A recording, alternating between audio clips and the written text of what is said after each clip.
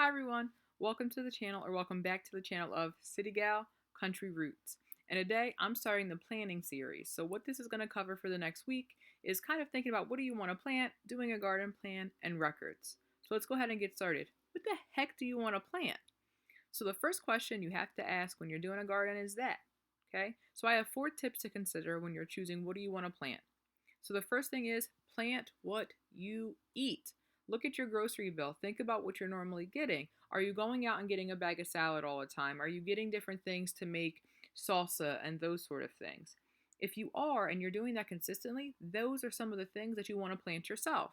That way, you know that you're going to be eating it. It's not going to go to waste, and you're kind of taking the money that you would have spent for it at the grocery store and putting it into your own garden. So you're just kind of moving that money around a little bit. While it's important to pick things that you know you're going to eat, it kind of goes into my second tip, which is pick 1 or 2 fun things every season that you want to try. So maybe you want to try a different variety of plants. So one thing that I did was I picked purple haze carrots. They're carrots that grow and they're purple.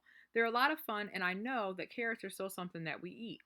The other thing that's a lot of fun is to pick some random plant that maybe you're only going to put 1 or 2 in. It's not going to take up a ton of space, but you can watch them grow. So my favorite thing to do is to grow okra. I'm still trying to figure out how to cook it and if I actually like to eat it, but the plants grow really tall and they grow really pretty. They're like these huge tropical looking plants that have like these white purpley flowers in them. So again, while it's important to plant things that you know you're going to eat, it's also important to pick 1 or 2 kind of fun things, either varieties or a new plant, because you never know what you like until you try it. My third tip is to make sure that in your garden you're including some staples. So, what I mean by staples are things like salad greens, root vegetables, and herbs. These are the things that can go a long way. You can use them in a variety of dishes, and also they're normally what most people, when they're just starting out, are going to grow.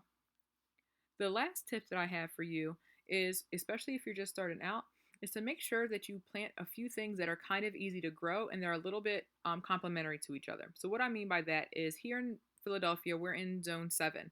And so it's really easy for us to grow tomatoes, salad greens, bush beans, and squash. And so all of those things grow really well.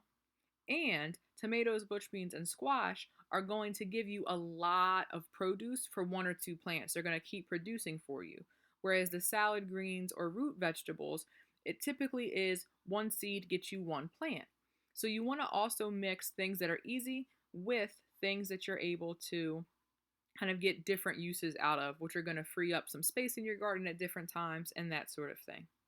So again, my 4 tips are plant what you eat, pick 1 or 2 fun things, don't forget your staples, and also, especially if you're just starting out, make sure that you pick a few things that are easy to grow and are going to give you a lot of produce for a few plants.